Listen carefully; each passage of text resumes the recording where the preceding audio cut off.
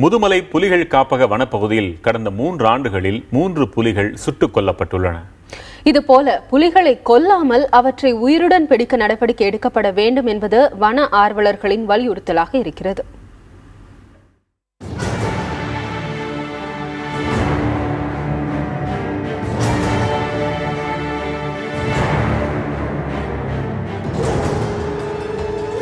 நீலகிரி மாவட்டம் கூடலூர் பகுதி முதுமலை புலிகள் காப்பகம் கேரள மாநிலம் முத்தங்கா வனச்சரணாலயம் மற்றும் கர்நாடக மாநிலம் பந்திப்பூர் புலிகள் காப்பக எல்லையில் அமைந்திருக்கிறது.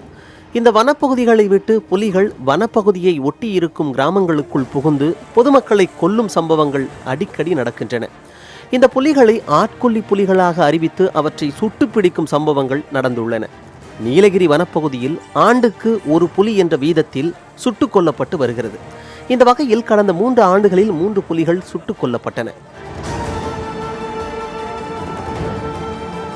ஒரு ஆட்டை அடிக்கும் போதே, ஒரு நாயை அடிக்கும் போதே இவங்க ஒரு முன்னேற்பாடோடு இருந்தாங்கன்னா மனுஷனை தாக்காம பண்ணிடலாம். கேரளா வனத்துறை பார்த்தீங்கன்னா அவங்க மனுஷனை தாக்குறதுக்கு முன்னாடியே அவங்க முன்னெச்சரிக்கை நடவடிக்கையா எல்லாத்தையுமே பிளான் பண்ணி பண்ணிடுறாங்க. ஆனால் தமிழக வனத்துறை அப்படி பண்றதில்லை. நீலகிரி மாவட்டத்தில் மட்டும் கடந்த 4 வருடங்களில் சுமார் 17 புலிகள் பல்வேறு காரணங்களால் உயிரிழந்துள்ளன. கூடலூர் மற்றும் ஊட்டியில் மனிதர்களை கொன்ற 3 புலிகள் சுட்டுக் கொல்லப்பட்டது. முதுமலையில் குடியிருப்புக்குள் நுழைந்து கால்நடைகளை கொன்ற ஒரு புலியை அப்பகுதி மக்கள் தாக்கியதில் சிகிச்சை பலனின்றி அது உயிரிழந்தது. அவற்றை தவிர்த்து முதுமலையில் மட்டும் உடல் நலம் பாதித்தும் மோதல் காரணமாகவும் விபத்து காரணமாகவும் 9 புலிகள் உயிரிழந்துள்ளன. புலிகளை பாதுகாக்க பல கோடி ரூபாய் செலவிடப்படுவதாக கூறப்பட்டாலும் புலிகளின் உயிரிழப்பும் அதிகரித்துக் கொண்டேதான் போகிறது.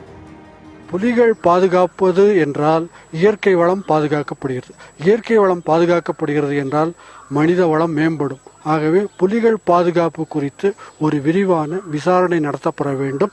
அவற்றுக்கான பணம் சரியாக செலவிடப்படுகிறதா என்பதை குறித்து அரசு விளக்கமளிக்க வேண்டும்.